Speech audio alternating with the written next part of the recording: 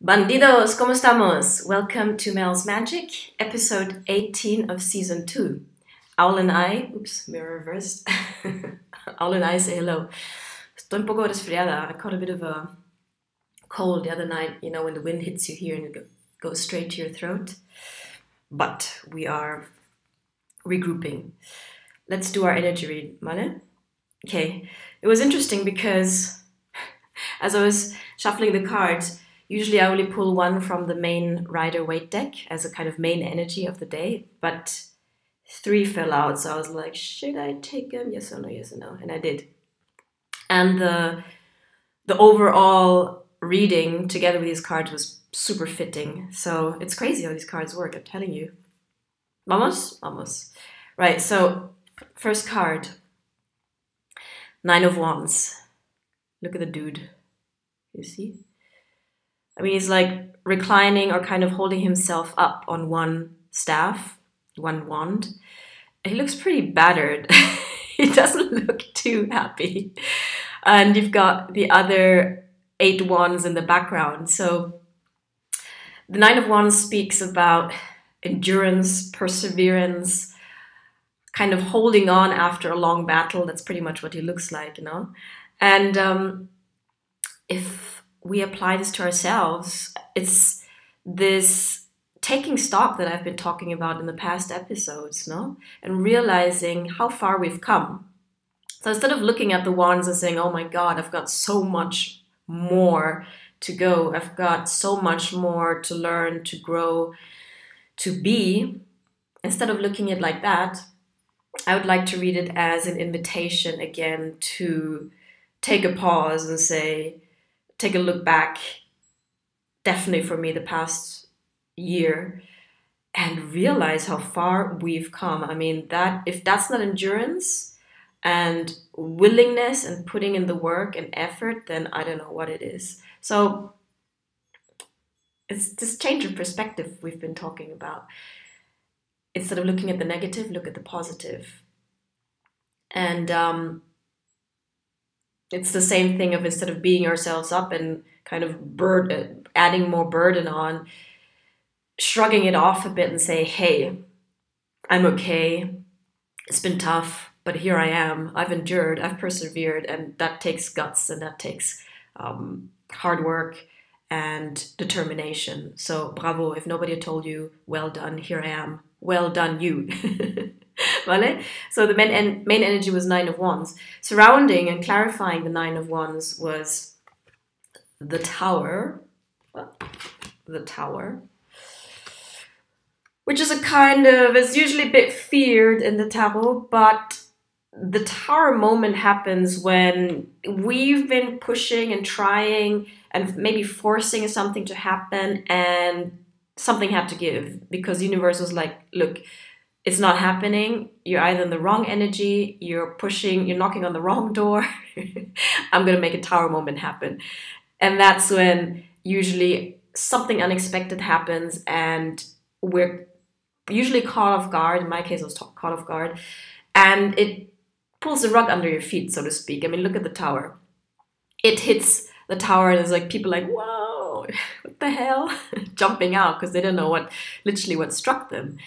So with the 9 of Wands, we have endured this Tower moment. We are past this Tower moment where something unexpected completely rocked our world, shook us up, our foundation, and we had to rebuild our paradigm and probably our entire worldview. And the message here is that the universe, although it might look like something, there could be a tendency of like, oh, woe me, why is this happening to me? But instead, you know, we're invited to believe that actually the universe, in retrospect, in present, always has our back. And we might not always understand what's happening and why. But honestly, take a look back and those kind of Tower moments when something unexpected, when something unexpected happened, which in retrospect then led to a new understanding or a completely different road that was better for us. Try to think about that moment. And we have endured not only a Tower moment, but probably also a difficult It's the lovers in reverse came out. So a difficult encounter where maybe it had to do with romantic love. In my case, it had to do with romantic love.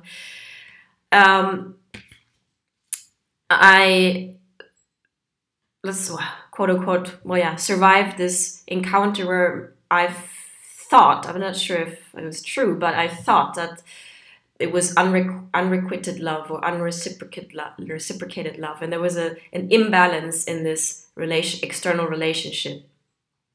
There was an imbalance and disharmony. Maybe there were definitely maybe misaligned values, or definitely a misaligned, or at least a contrasting worldview, which brought up the conflict, that then brought up the Tower moment, and then showed us how far we've endured with the Nine of Wands. See where I'm getting at? So, however, this difficult, maybe external situation brought us to something much more important in the long term, which is self-respect and self-love.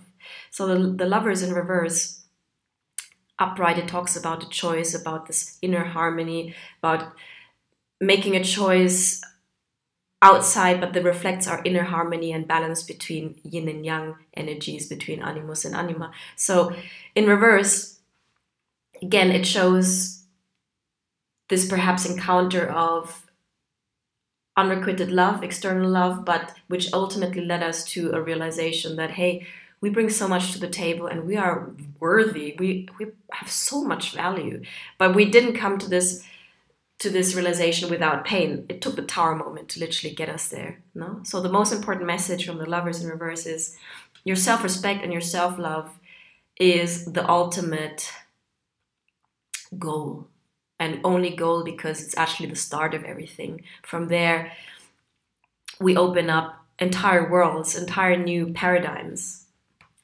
Sorry guys, one moment. Yeah. So from the Light Seers deck, the clarifying card, in which I would call the central card of this reading, is the Queen of Wands. And I'm kind of wearing the colors.